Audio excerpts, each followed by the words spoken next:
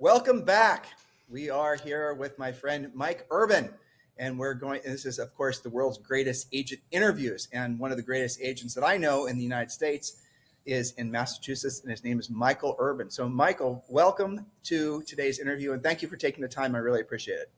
Hey, thank you for having me on here. It's an honor to be on your show, for sure. So, looking at our pictures side by side, it looks a little bit like before and after. I don't know if you put you're the before, I'm the after, but That's funny.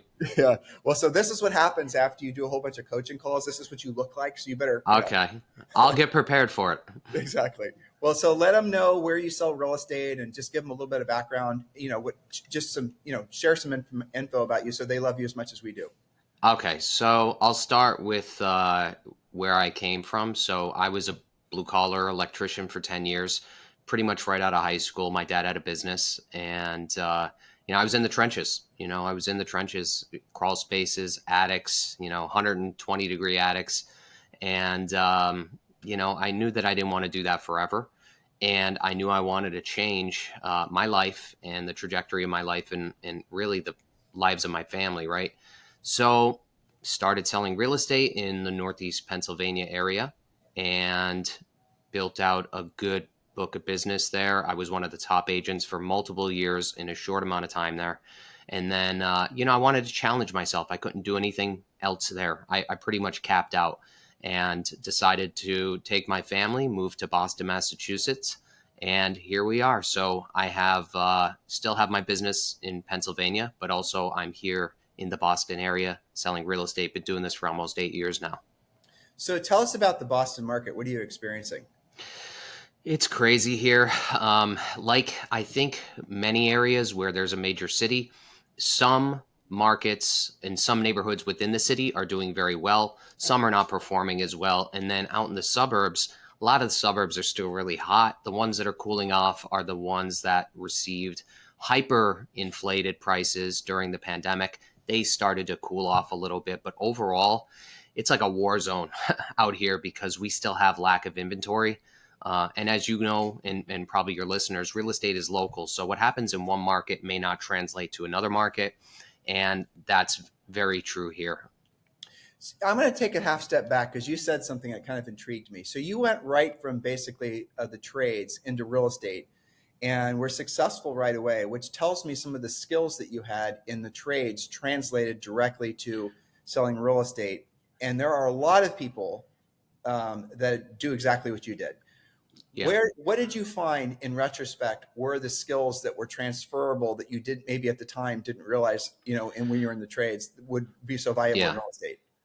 So I'll take it a step back even further. If there's listeners out there. So whenever you're trying to do something, especially in regards to real estate, you always want to take some knowledge that you've gained, whether it be like for me in the trades or, maybe you're a consultant for a builder or something like that. You always want to see if you could segue that information, that knowledge, that wisdom that you've gained and see if you could create something on your own within the same realm. Right. So even though I was an electrician, blue collar, wiring homes, industrial, residential, commercial, electrical work, the reality is you could utilize the knowledge that you gain from something like that into real estate sales. And I really don't necessarily consider myself a salesman, even though I do sell homes. I'm really a problem solver. And the more knowledge that you have, and of course, everything is a learnable skill, but the more knowledge that you have on homes, I think that you are in a position where even if you're not a salesperson and you could talk to people about homes, they appreciate your knowledge. And that's kind of how I segued myself into hyper success in a short amount of time, was by utilizing what I already knew. And maybe I didn't know everything about real estate at the time, not in terms of, let's say, the real estate business and sales, but I knew a lot about homes. And I was able to translate that to both buyers and sellers. And that really is what propelled my career. So I heard you say, which I think is what you were trying to, one of the elements of what you were saying was that being able to explain being able to earn the trust of people to do their electrical work. In some cases, the electrical jobs you were doing, especially on the commercial side, were massive. The Sure. way to explain what needed to be done, how it needed to be done, required skills beyond knowing how to actually do the work. So that's where this essentially the arts and the crafts of being a successful, electrician came in. Correct. It's fascinating. When Julie and I sold real estate, we went on this listing appointment, and it was a heart surgeon, and the guy was like, I mean, I'm not exaggerating when I tell you this. He called us over to list two of his rental properties, and Julie and I went into property records. And this guy had probably 5 or 6 pages of rental properties that he owned. So this could be like a massive client of ours. And Hmm. we were in like our second year, maybe third year of the business, and we were super nervous. We walked to his massive mansion. I mean, like nothing we've ever seen before, the whole thing. Right. His butler, I'm not making that up, sits us in this waiting room, and I'm not a huge person, but this chair was like 3 times bigger than I was. This whole thing Yeah. was ridiculous, designed to make you uncomfortable. And he comes in after a while, and he sits down. He must have noticed that I was, urinating in his velveteen chair or something. I was nervous. And so he said to me, first thing he said to me, his name was Dr. Paula. The first thing he said to me is he said, you and I are in the same business. And I'm thinking, what? He goes, we're both in the sales business. I have to sell people into doing, heart procedures, and you have to sell people into real estate. And it's like, boom, that light went off in my head. He gave me such a great gift. I mean, that's what you just Yeah. said too. Yeah. Exactly. It's everything in some part of life, no matter what you do, is you're almost in a sales position, right? Like Yep. there's always that element, and more so it's problem solving, right? Like for instance, the heart surgeon. I've actually had heart surgeon clients as well too. When you're going to a doctor, an XYZ, and they tell you what you need to do, they know what's in your best interest, just like we know what's in the consumer's best interest. And that's exactly how you have to position this. And when you're a professional in the business and you know what you're talking about, and you know how to get somebody from point A to point B, whether it be medically or whether it be in real estate, um, you do that, right? Because you're passionate about it. That bedside manner that you're talking about is a learnable skill too. And you learned it A through, 100%. right? A 100%. A lot of people, like if you were to talk to, using staying on the doctor analogy, he could have been the greatest doctor in the world, best tactical, he better than anybody else, but he can't convince people to use him as for procedures. He's never going to succeed. He'll never actually, Correct.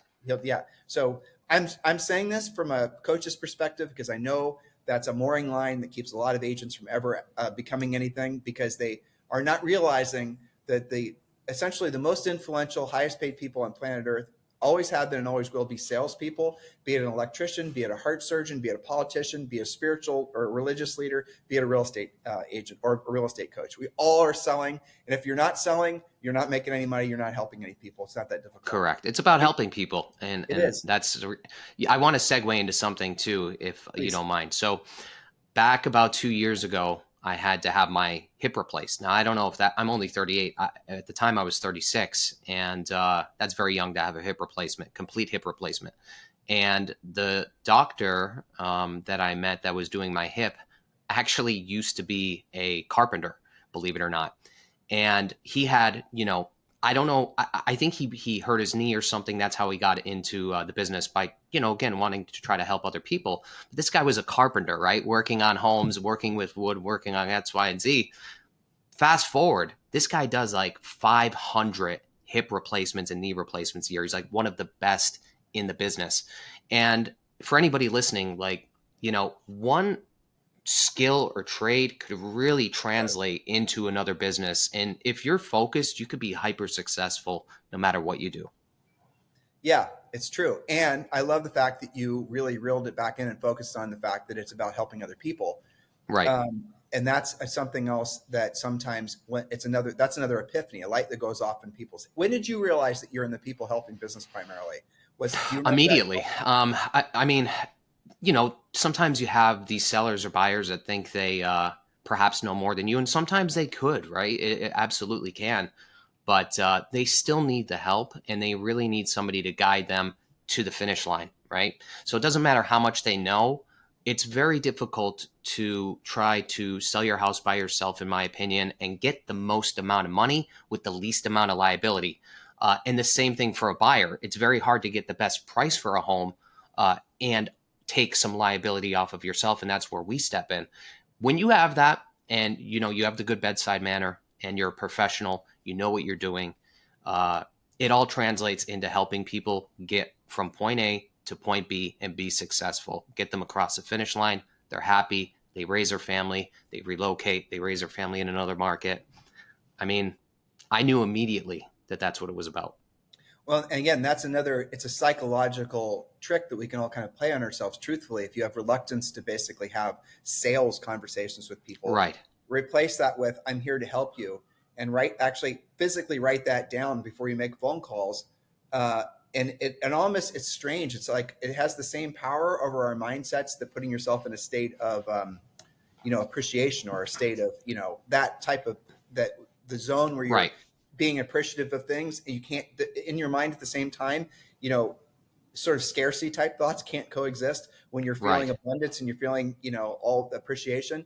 So the same goes true, that when you put your mindset in a place where you're going to be of service to other people, it's impossible for the ego and the fear feelings to really dominate your behavior, because you're trying to help them. So even if they're a little grumpy, you still are reminding yourself, I'm here to help you. This person just is Correct. feeling fearful. And that's the reason, those types of thoughts. And you're hitting on a lot of real important things I think everyone needs to be reminded of. Yeah, So I appreciate absolutely. that. So let's talk about stuff everyone likes to talk about, right? Let's talk about lead generation. What are your, tell us about what you do with that. So, I'll take a step back. So when I first started, because there may be listeners out here that that might be either getting the real estate license or thinking about getting into the business. When I first started, the only things that I focused on was for sale by owners and expireds, right? And I, at the time, I actually, believe it or not, I know you preach making phone calls. Well, we do that now. At the time, I didn't do that as much. Actually, I had a couple methods that I utilized in order to get in front of people and build a deeper relationship. So, for instance, if I saw for sale by owner, of course, I would call the sign, I would text them X, Y, and Z. But then I would look them up on social media, right? And I would see what they're doing on social media. I would start commenting on their photos, friend request them. And then that in turn would build a relationship, because, for sale by owners, sometimes they don't list a home for 2-3 months and they have a million agents calling them, right? Uh, when you get in front of them on, in my opinion, social media, they see what you're doing. They see your family. They see all your sales. They see all these things. It's like an open resume, right? Um, that's how I got in front of a lot of expired listings and a lot of for sale by owners. I really utilized social media for my outreach, and it was, again, hyper successful. I was like in the top, I think, 25 or 35 agents in the entire board within my first 6 months of selling real estate. So went on to being rookie of the year, the whole 9 yards. But that's what I started with. Now, since obviously I have a book of business and stuff like that, it's mostly referrals, and then honestly, my website and my YouTube channel. I generate a ton of business from my YouTube channel. People calling me. Of course, these are like super hot, super warm leads, reaching out to me because I'm providing them with answers to the questions that they have about the market. And So that's really, you said so much there. I love I the know. first part of what you, no, it's awesome, dude. I love it. So the first thing you were saying is you're using social media. So Yeah, centers of influence and past clients is the best business to get always and forever, right? of course. For sure. So what you're doing is you're identifying, let's say, an expired listing that you didn't have any connection with, just basically Correct. it was a stranger, and then you are stalking him on social media, right? Pretty And much. then what you essentially made yourself was maybe 1 degree separated from a center of influence past client relationship. And then you essentially had that as an advantage when you went to directly speak with them about listing their property. It's a great idea. Correct. Exactly. That's exactly what we coach agents to do too. That's the best. I mean, that is the true way you make money with social media. What you just said. Yeah, exactly. And I want to take it a step further. No matter what you do, if you want to make 1,000 calls a day or whatever with a triple line dialer, you could do that, but you need to be consistent with it. You can't do it for 2 days, 3 days, a week, and then just be like, all right, I didn't get any leads. Anything you do, you need to be committed to for, I usually say, at least 90 days, if not 6 months, right? How about the rest of Because your the life? results, yourself what I'm about to say, but Yeah. the effort that you put in is going to translate to results in the future. So that's how it works. Do what you don't want to do, and you don't want to do at the highest level for That's a it. You're long, not going to grow without it. right? For That's all it long boils days. down to.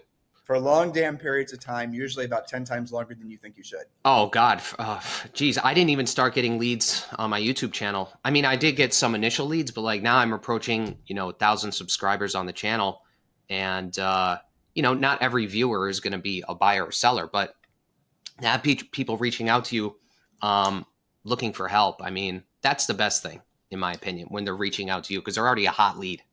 So here's what people are doing, and you know this too. By the way, Mike is with EXP. Oh, that's my favorite drink. I drink the grape version. Like I can't live without that, right? I got you. uh, so Mike is in our EXP family, and if you're thinking about, it doesn't matter where you are in the country or frankly in the world, if you're ready to move up to EXP, or certainly if you're local to him, but you don't have to be local, and you want this guy as your sponsor, which obviously all of you should.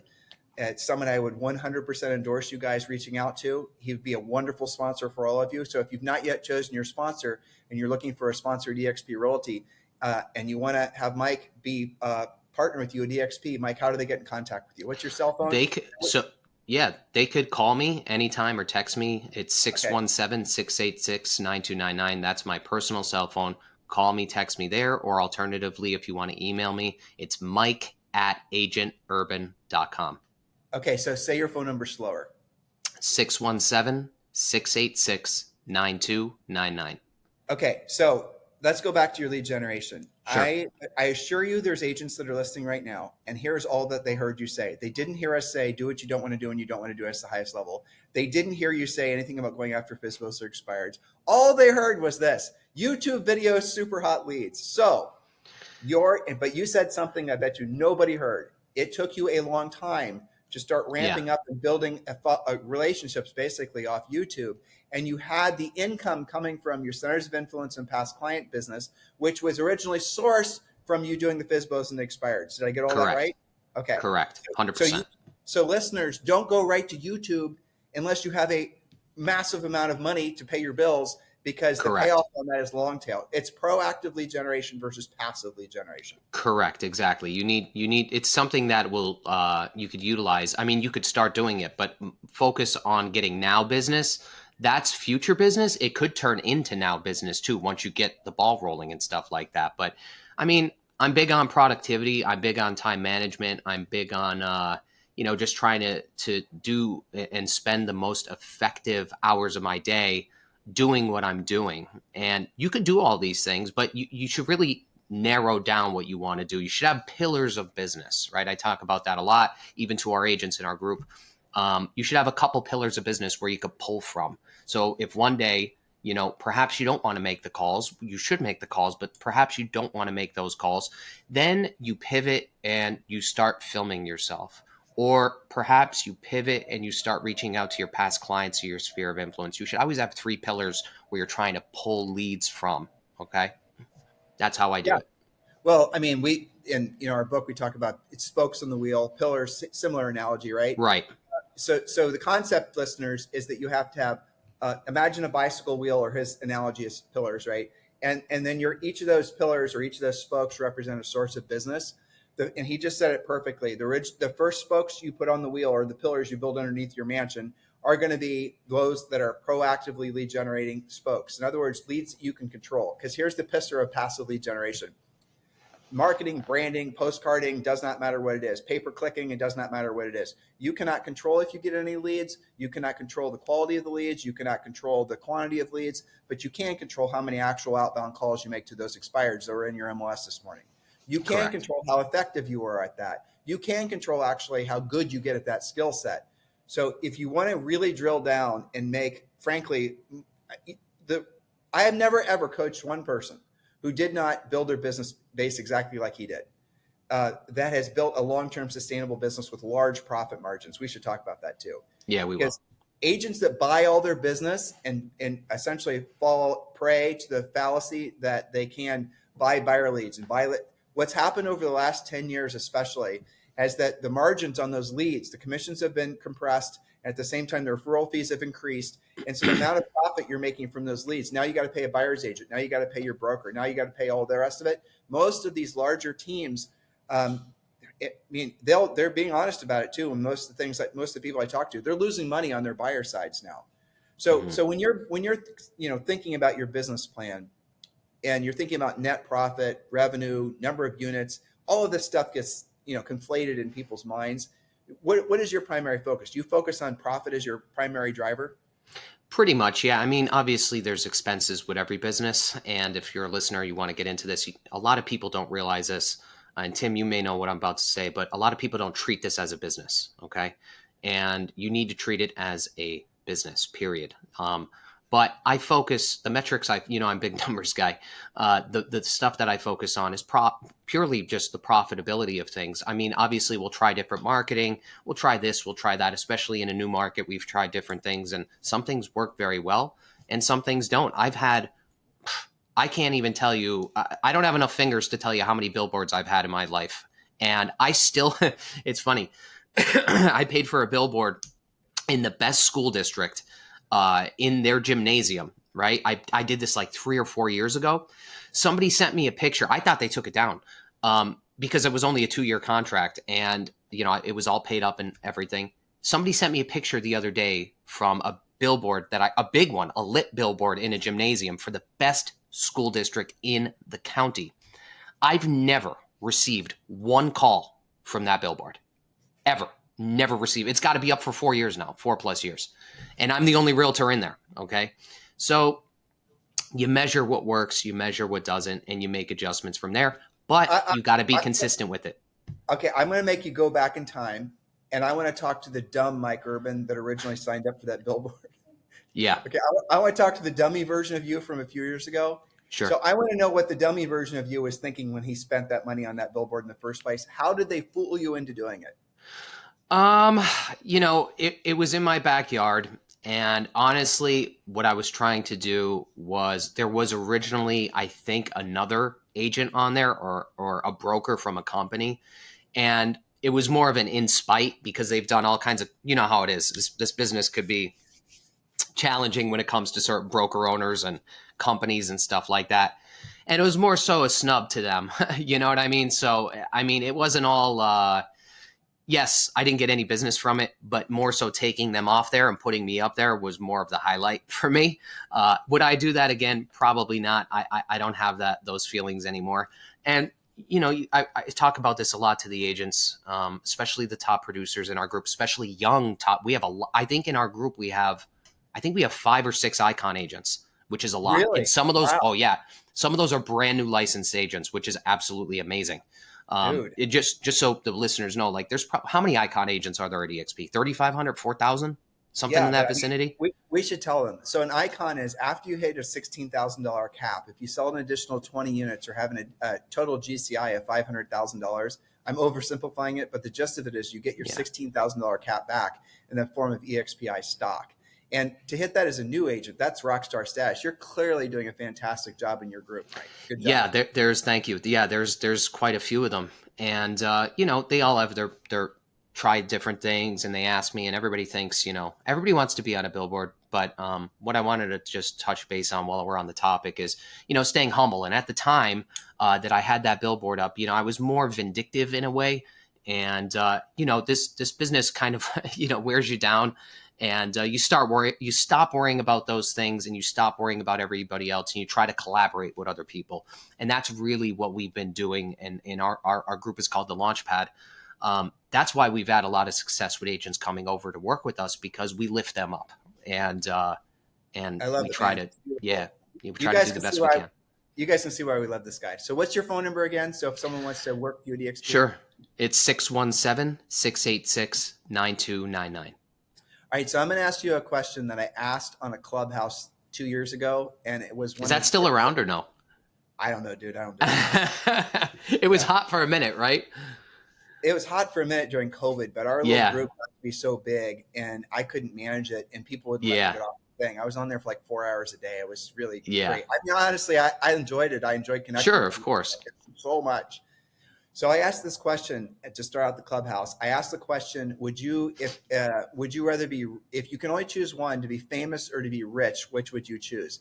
And some people have this sort of like, ugh, rich. They don't they have emotional disconnect with it. So Rich is merely where your money works for you and you no longer have to work for your money. You're basically having enough money coming in passively anymore to pay all of your bills. So Right. you have to choose between being famous and being rich. And I would have asked the 25-year-old Mike, right? What do you think you would have chosen? Be honest. That's a tough question to answer. I think at the time I would have probably preferred to be famous, right? Maybe. I think that the billboards, all of that stuff, a local celebrity status. I mean, when I wasn't an agent and you see an agent on a billboard, you're like, wow, they're probably hyper successful, all these other things. And it's not necessarily the case. Some people are spending their last dollar on a billboard, right? But yeah, I think, and being rich could mean a lot of different things. It's not only about the money, it's about the life that you provide yourself and your family. Same thing with success, right? That's really ultimately what this is all about. And I'd rather be rich in the sense of having enough money, having enough income, and being financially stable and being able to take care of my wife and my kids. And that's pretty much what it boils down to. Yeah, I mean that's perfect. And I don't even have to ask you the secondary question. If you had to choose that now, which would you choose? You'd obviously choose to be rich, where your Of money works course. for you, no longer work for you. Well, that was what the whole clubhouse was about. And there was a guy that was on there that was, I'm guessing, in his 60s or 70s, and he started talking, and he went all the way. I think I had some connection to him in retrospect. But Hmm. anyway, he went all the way back to his 20s, and he was telling this story, and you could hear with regret in his voice. In my 20s, I wanted to be famous. In my 30s, I wanted to be famous. When I was in my 40s, I started realizing I shouldn't have wanted to be famous because I spent all my profit trying to be famous. And then he stepped on, he kept on and he said, now at this point in my life, I wish I would have made different decisions. And I wish I would have focused on things that gave me financial freedom. It's the biggest regret of my life. And Yeah, I I, get it.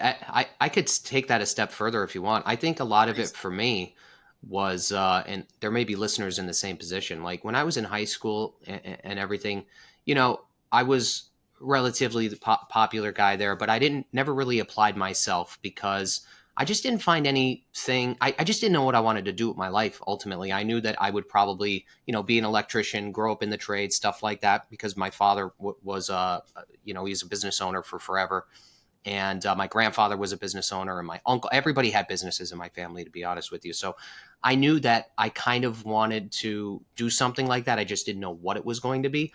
But with that being said, I always felt like classmates, while they liked me and stuff like that, I think they looked down on me academically because I was not gifted. At least at the time, I wasn't gifted academically because I never applied myself.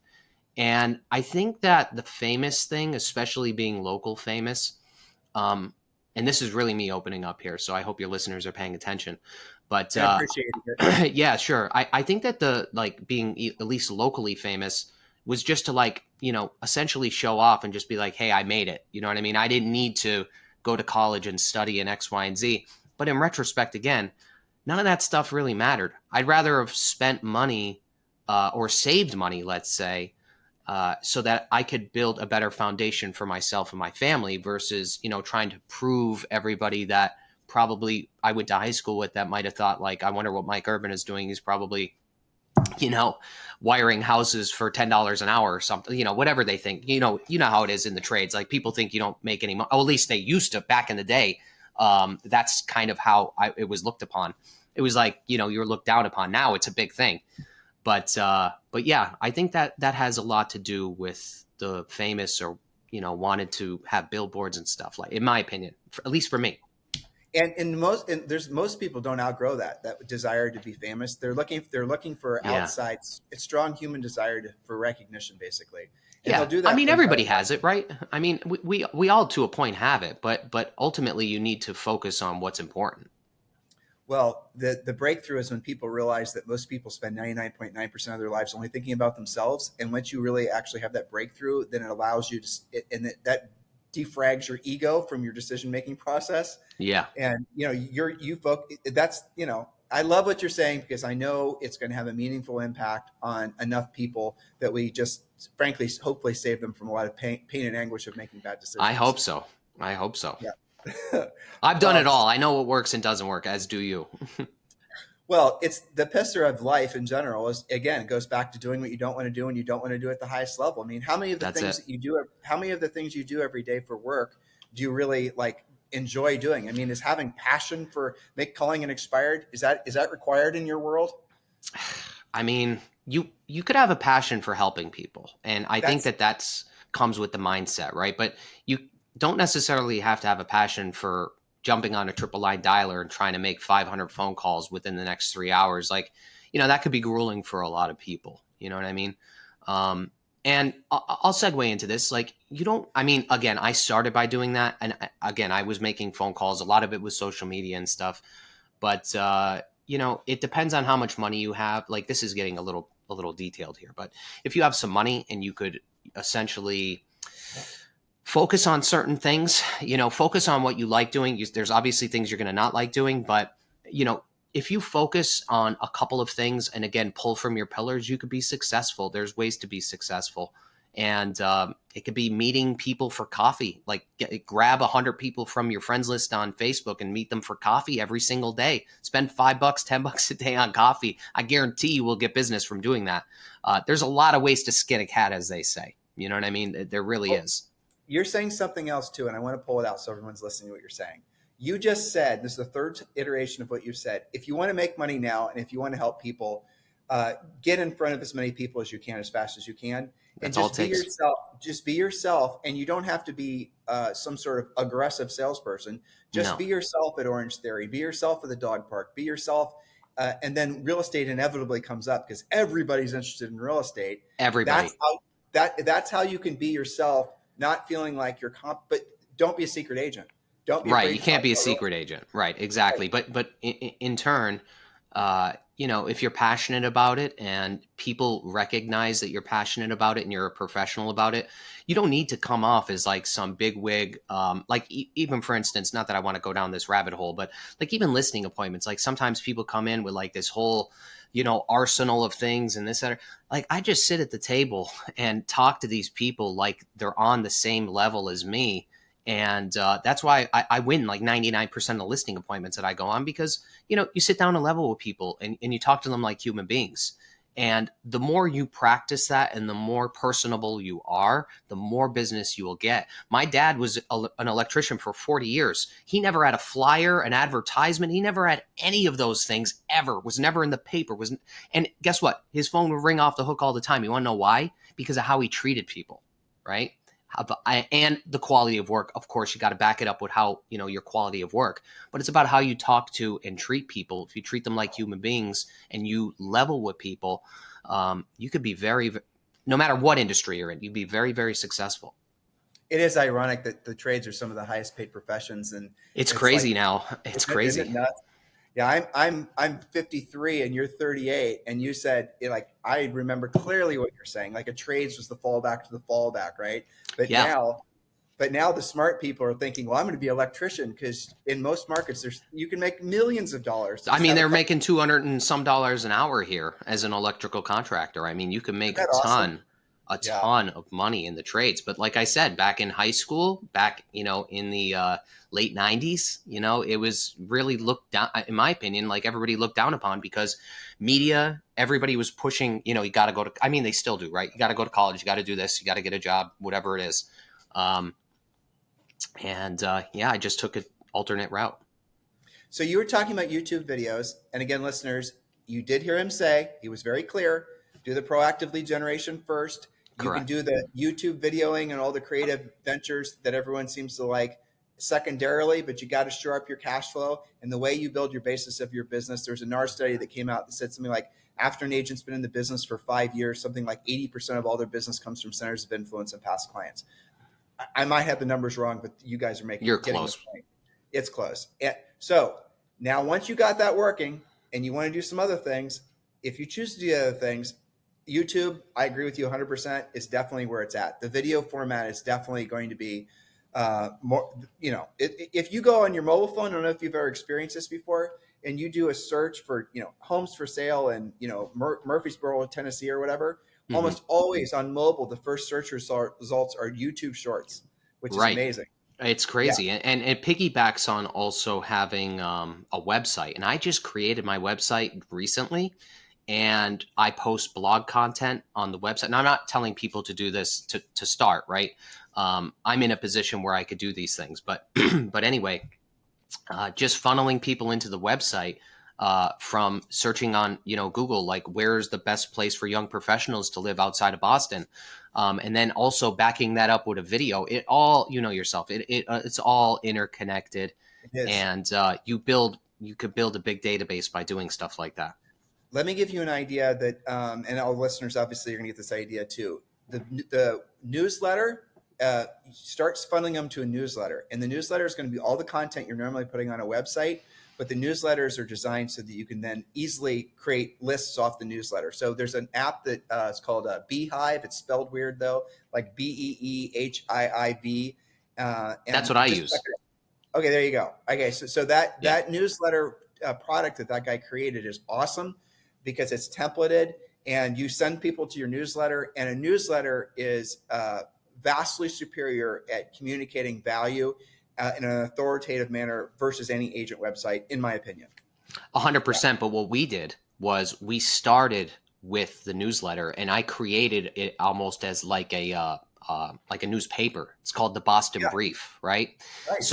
So I created an entire newsletter, and what it has is an introduction. Then it has my latest YouTube video. Then it has local things going on in the market in regards to real estate, building, selling, and stuff like that. Then sometimes I'll have something about like local sports, the Celtics, the Patriots, stuff like that. And obviously, it's for people to get in touch with me and connect with me. Then what we did is built a website out on the back end called thebostonbrief.com as well. So people are coming into either the newsletter or into the website. And it's all interconnected. And that newsletter goes out on a weekly basis to all of my past clients and then people that are subscribing from YouTube or from wherever. And it's really creating this multiple streams of leads coming in that need help. And And they're overlapping too. And everything, exactly, everything yeah, is overlapping, and that's how you really create a bigger business, is by, I would say, I will say this: time is our only non-renewable resource. So you need to be very, very strategic with your time. That's why for sale by owners expires when you get started. You start getting the ball rolling, you start getting money. Then once you get to a certain point, then you start building up another pillar, something like a newsletter, something like a website, something like a YouTube channel. And then once you start getting everything optimized and people start Googling things and you pop up, you're everywhere. You're everywhere. And it's so really hard to use another agent because they see you everywhere. let me drill down on something you said just to get your opinion. What you did not say, stop doing the proactive lead generation, Correct. replace it with passive lead generation. Okay, that's really important because what agents will hear is, I got to do the real work of real estate until the point where I've got enough centers of influence and past clients, and then I can stop calling the visible, stop calling the expireds. Guys, the key is to always do the pro. Actually, we should talk about schedules too. Yeah, we But will. the key is to do the proactive lead generation every day, scheduled, and then all the passive stuff comes secondarily. And we've had droves, thousands of coaching clients that only get really good at the proactive lead generation, never do the passive lead generation, and have very, very profitable Yeah, businesses. you don't So, even have to do the passive stuff if you don't want to. right, The exactly. issue, and I'll just touch on this for a minute. The issue with only doing the proactive stuff is that you always need to be proactive, right? So, like, if Yes. you're on vacation or you're doing this or you're doing that, if you're not making an outbound phone call, you're essentially you may not be getting business, right? So it's you have to piggyback on all of these things. Obviously, building your database by calling expireds, FISBOs, past clients, whatever. That's a key to the business. But on the back end, if you want to be hyper successful and you want freedom, right? Like, you want to have some financial freedom, but you also want to have some freedom to do things with yourself, your family, X, Y, and Z. The passive stuff, that's prospecting for you, like videos and stuff like that. I mean, it's like having my YouTube channel is like having an ISA team for me, right? That's constantly, I'm still getting views and leads from videos that I recorded 2 years ago. So that on the back end, after you've built up your call lists, your expired, your for sale by owners, you could continue to do those things, but sometimes it's okay to back off and take a break and sometimes reflect, right? Go read a book, and still have inbound leads coming in. So it's twofold, Yep. in my opinion. Makes perfect sense. So let's talk about the videos, and then let's talk about schedule. Sure. So the videos, what are the like if you're coaching somebody in your revenue share group and somebody asks you, I want to create some YouTube videos, what would be the top 3 to 5 absolute foundational videos you should create on YouTube? I would say pros and con videos of whatever busiest market that you're in or city that you're in is going to get a lot of views, right? Like the pros and cons of living in Boston, Massachusetts, right? I may have even looked that up before I moved here. Okay. Um, then maybe a video called Living in Boston, Massachusetts, which might not even have to do with real estate. And I want to get that point across. Not every single video has to deal with real estate. It could be things to do in the area. Okay. It could be talking about places to take your children. There's a lot of different things you could do for videos, but pros and cons are always very good. Affordable places to live is another big one, right? So one of my best videos is, I think it's like best Boston, might be best Boston neighborhoods or most affordable Boston neighborhoods or something like that. And obviously, if you live in an area that's very expensive, I think the median sale price here is like $750,000. People want to find a good, a cheap price point to live in if they want to move here. So anything where it's affordable, stuff like that. You got to remember, put yourself in the shoes of the buyer, right? Like that's the key. What are they looking for, right? What would you be looking for if you moved to a completely new market and That's take me. it? Sorry. Yeah, that's okay, and take it from there and making it SEO friendly. So a lot of times, like Tim said before, to piggyback on what he said, if you're looking for a home in Boston, Massachusetts, maybe you want to pop up on a YouTube short on Google in the YouTube format because they're linked, right? Google owns YouTube, so you always want to make sure your titles and your everything is just SEO optimized, keyword optimized, and stuff. Again, you go down a rabbit hole with this stuff, but once you're in it, you learn it, you do it, you're consistent with it, you're successful with it. Well, you can delegate it too. I mean, there's a lot of, I Oh mean, yeah, there's VAs that basically you do the video, you ship it off to them, and they do all the Mickey Mouse for you, and it's not that expensive. that's what I do. So I'm at a point Me too. where all of my videos I send out to editors. They edit my videos, and because I don't have it's more valuable. You know, your time is valuable. It's more valuable to record more videos and send them out to be edited versus spending hours and hours and hours editing your own videos. And you're not pumping out as much content. Yeah, and it really, if Anne, who is our show producer, who's listening in right now, she does all that for us. She oversees her team of people that do it, and they do a fantastic job. But Yeah. yeah, I agree with what you're saying. Yeah, this is I think inspiring for a lot of folks. What is the hardest when you're dealing with new agents in your group, in Hmm. your revenue share group, in your team, basically? What are the hardest? What are the biggest challenges most, let's just say, new agents are having right now? Like, what are the things, if you could just wave a magic wand, these 1 or 2 things would no longer be issues for agents, mindset wise or whatever? What would those things be? I mean, it all boils down to mindset, but daily schedule. A lot of people don't put together a daily schedule. They don't have a task list or some sort of task manager. They don't. They have no plan, and they're looking for a plan. And being consistent and sticking to a plan. So having the plan of what you need to do and then doing the things you need to do, right? A lot of people will research forever of what they need to do and then they never apply those things. And they get again sucked down into a rabbit hole of all the best methods. I mean, there's a million things you could do in real estate to generate business. But they learn all the methods, but they never do them. So they think they're being productive because they're learning how to do things, but then they never react or have action on those items. So that's the hardest thing. And a lot of times, as I said before earlier in the video, they think this is not a business. And people that get into real estate think that they could survive and thrive off of friends and family's business. It's not the case. Okay. You just cannot survive on just friend and family business if you actually want to have a business.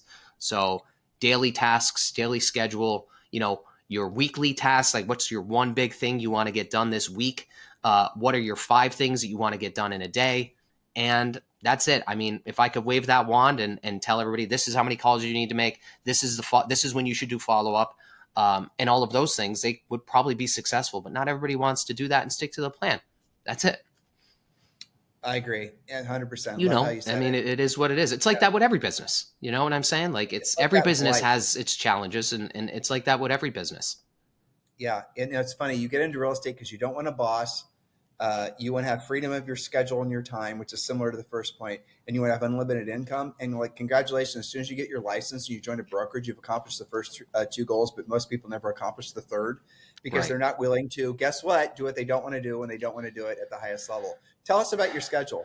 Okay, so that's a great question. My schedule normally is ironed out for me the day prior. Okay, so before I finish my day, if there's, I usually try to get done with five things in a day. Okay, and those five things could be items that I need to take care of. It could be documents, it could be paperwork, it could be doing referral stuff like that.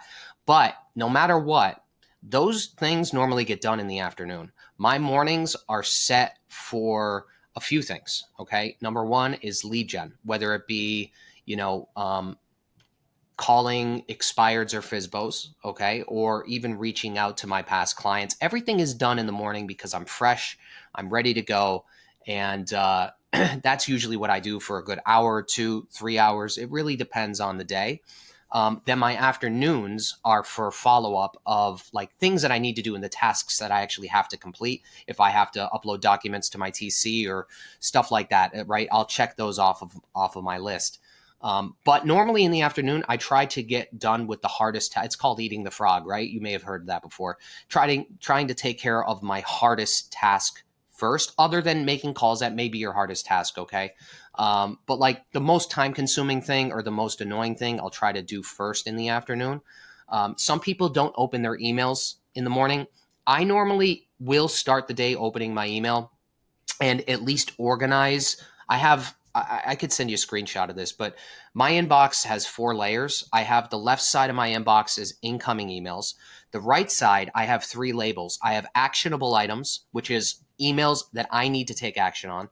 The next level in label is waiting, which is me waiting for a lead to respond, an agent to respond, a lender to respond, and I could see all those emails. And then my third layer of my inbox is my basically references, my read throughs, something that I might need to reference in the future. So I'll take my inbound emails. It could be leads, it could be X, Y, and Z. And if that's an actionable item that I can't do in like 2 minutes time, I'll put them in my action item label. I get done with that, but I don't go back to my inbox until the afternoon. Does that make sense? It does. I get what you're saying. So like, if you could coalesce your day down to the three most important activities, or maybe it's fewer, maybe it's more that you absolutely positively hold yourself accountable doing every day, minimum standard, what would those things be? Like Re, you will not, you will Absolutely. not, yeah, Reaching, go ahead. obviously, reaching out to expireds, reaching out to for sale by owners, reaching out to past clients, or I'm sorry, not past clients, but leads that are in my pipeline that are currently either looking to buy and or sell a home. All right, let's 100%. focus. So you said proactive lead generation happens every single day. Do you hold yourself 100%. accountable? Do you hold yourself accountable to the number of contacts you make with I don't proactive do. lead generation? I know a lot of people that do that. Like they have marbles in a jar, and they'll take the marbles out of the jar and put them in another jar. You know what I mean? If they didn't make as many contacts, I don't necessarily do that. I try to get done as much as I possibly can within the time restraints allowed. And if I don't do that, you try again the next day, right? The key is building the habit and the routine of doing it, right? It's not about the results per se, it's about the habit of doing it. And if you could do as much as you possibly can, sometimes somebody will keep you on the phone for 45 minutes. You know what I mean? Like it could be difficult to make a whole bunch of calls, but you might be building a relationship there, right? So, no, I don't try to like hit a certain, I don't care about those metrics. I care about how much is in my bank account at the end of the year metrics, right? And that's kind of, that's kind of the way that I look at it. Well, that's the smartest way to look at it because that's the ultimate litmus test as you as a real estate Exactly. practitioner, business person. Exactly. One of the things, so when we have people that show up in our orbit coaching clients, and they all want to know how many contacts versus appointments set versus listings taken, the normal grind.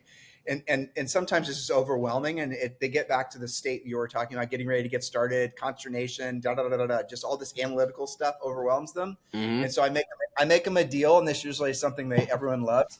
So here's the deal: you set one pre-qualified listing appointment a day, and then you don't have to make any more calls.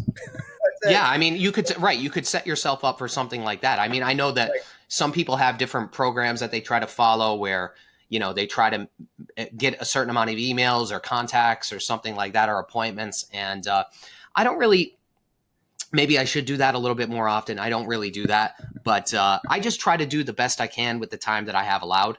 And that's pretty much, I mean, that's what's effective for me and the way I handle it when, again, going down that rabbit hole of really micromanaging these things could change for certain people. You know what I mean? Life comes in the way. You have things going on, you have family and stuff like that. But overall, my mornings are always set for lead gen. Always 100%. What are you looking forward to? I mean, you're a young man. What are you looking forward to over the next, say, before you turn 40, when you're no Before I longer, turn 40, I really when you want. your hair is going to be white. I'm just giving Oh, you for this. sure. So look, this is your future. I know. I took a screenshot on my computer, so just for reference and for recall. But what am I looking forward to? I mean, honestly, my biggest passion right now is doing really what we're doing now, and helping agents get from point A to point B is one of my big passions, because I see a lot of, I know how I was, and I knew that even though I was working with my dad, and stuff like that for 10 years, I knew I didn't want to do that forever. And coming from a place where I went to high school, I didn't know what I wanted to do, and finding success in real estate, I think anybody could have some success or a lot of success in real estate and build the lives that they want. And I feel very, just like you guys, I feel very passionate about helping people get or start at the finish, or start and get to the finish line as agents. And that's very, ever since I joined EXP, really, before I joined EXP, I didn't really care too much. Not care, but I still helped agents, but you're at a different league there. I think I want to be at least 250, maybe 300 agents by the time I'm 40 years old. I mean, we're definitely going to get 100 by, I would think by July. I would like 500 agents, by then, or 1,000 agents, of course. But I'm trying to set realistic goals too, based on the metrics that we've seen of agent influx and stuff, and just helping them get from point A to point B, and more so disproving people wrong about this industry and what you can do in certain brokerages. And you could be successful anywhere, right? Anybody could be successful anywhere, but being successful, having multiple sources of income, and more importantly, gaining more time. If you're out there, you have a family, stuff like that. Ever since I had kids, you want to spend as much time as you can with them. That's the most important thing to me. Generating more revenue and business, of course, but also getting more time. That's the reason, obviously. Definition of rich is where your money works for you, and you no longer have to Yep, work for your money, which means you can do less of doing what you don't want to do when you don't want to do it at the highest exactly. level, and you can Exactly. move into the state of doing whatever the hell you want to do, whatever the hell you want to do it at whatever level you want to, with whoever you want to do it with. Right. You I put the mean, hard that's work in first, and then you reap right. the benefits on the back end, but you need to do the first thing, which is the hard work, period. So you touched on a few things there, and we can kind of round the bend on this. But what did joining EXP? Obviously, that was a big decision for you. You were one of the, I think, you were one of the reasons that your market has really taken off as far as agents joining EXP and the rest of it. You're definitely a catalyst for so much amazing success in the marketplace. What has EXP meant to you? And your mind went right to it, because I asked you, what's your goal for the next 24 months? And now you're thinking in terms of revenue share and passive income. Can you talk a little bit about having that EXP path to follow for the sake of creating revenue that comes in passively, what that's meant to you? Yeah. So I'll back up a little bit. So I started with a mom and pop place, and I remember paying some years over. I just talked about this last night. Over $80,000 or $90,000 in commissions, right, to the company I worked for. Then on top of that, they also had a title company. Okay, so a lot of my deals were getting. We didn't funnel our buyers any way or the other. We would always give them the choices, but the title company was making like $40,000 or $50,000. I mean, it was easily anywhere between $130,000 to $150,000. I was going back to the company then, and I look at, again, it was a learning experience, right? But I look at that and I'm like, man, I lost so much money, and it's a lot of money that I could have made. But then I went to another company. I went to Keller Williams, and that was, I still have friends at Keller Williams and stuff like that. But ultimately, their values didn't align with what I wanted to build. I think you could build an empire at EXP. And I think that if you want to have more levels of financial freedom, EXP is a place to do it. And here's the thing. When you're an agent working for another company, I don't care who it is. Us top producing agents, a lot of times we don't even want to go to the office. You want to know why we don't want to go to the office? Because we get put in the hot seat. And every agent that's coming up in X, Y, and Z is asking you a million questions. And don't get me wrong, we're helpful. We like talking to people. We want to help people get from point A to point B. But EXP is easily one of the only places, and I want you to remember this, it's one of the only places where you could be compensated for your time helping agents, period. Okay? Time is valuable. The older that you get, you may be younger listening to this or watching this, whatever it may be, but the older that you get, family, wife, kids, you start to value time differently. Okay? Time, and especially once you get up into your 40s or 40 plus, time goes by so fast, and people start leaving your life, right? Like parents, family members, uncles, aunts, all these things are happening. So you want to spend as much time as humanly possible doing the things that you want to do, okay? And EXP is the catalyst. It is the stepping stone to agents having financial freedom. 100%. Dude, I want to join. Will you be my sponsor? I'm in. Sold. Yeah, let's go. Let's go. We'll take you. Yeah, that's inspiring. Yeah, I mean, it's beautiful too, because you really can create financial freedom. It's making it super practical. If you have to earn $10,000 a month, and to make it so that let's just say whatever your number is, pick a number to pay all your personal bills. So if you had $10,000 coming in a month passively, and I'm not saying stop working or anything like that. I'm just saying probably for most people that would be it would be freeing for them. Comes in passively, you don't have to work for it. $10,000 pays all your bills, gives you a sense of financial security. In some markets it's 5,000, some markets it's 3,000, some markets 100,000, whatever the number is. Revenue share gets you there faster than anything I've ever seen, aside from winning the lottery or taking a company public. Honestly, I've never seen anything like it before. I mean, Julie and I have dozens of rental properties, and the amount of money that we're making from revenue share, and we've been buying rental properties for 30 years, and the amount of money we made we eclipsed the money from revenue share eclipsed the profit from the rental property cash flow within like 3 years. Yeah. We've taken 30 to build. So if you're thinking, well, how am I ever going to get to the point where I'm rich, where my money's working for me, I don't know where I'm working for my money. And if you need $10,000 a month, you're going to have millions of dollars in the stock market or paid off rental properties to produce that. Just do the math. It's a lot. It's a lot of rental properties. Depending on your market, you could figure out how many doors you need to have in order to generate that amount of money. And I want to piggyback on something, if you don't mind.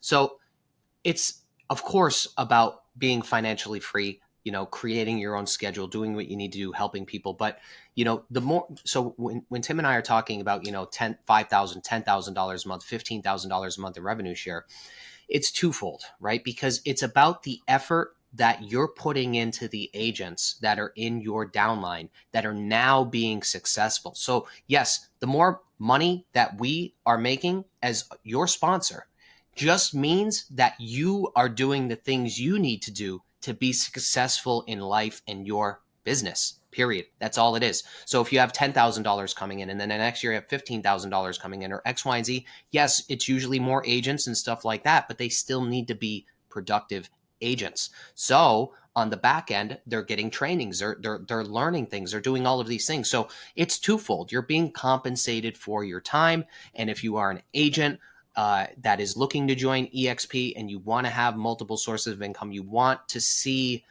what happens behind the curtain, I mean, you would be making a very wise choice for yourself and your family.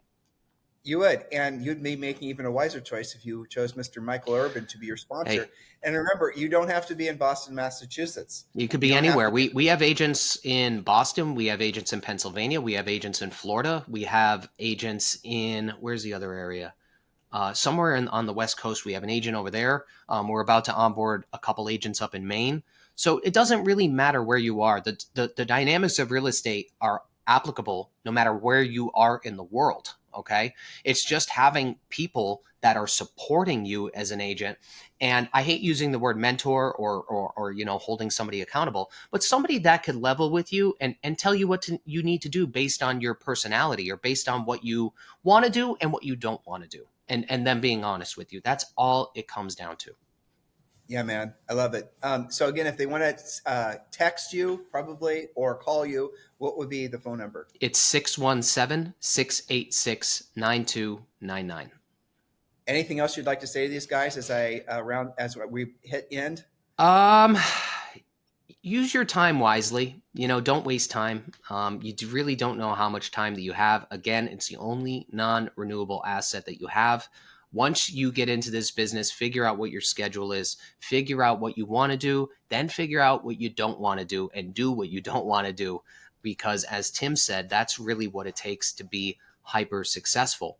And then, if you're looking for a change or you're not happy where you're at, you're thinking about getting out of the business, sometimes all it takes is a little spark from somebody else that guides you to where you're looking to go. And Yeah, that's what we're here for.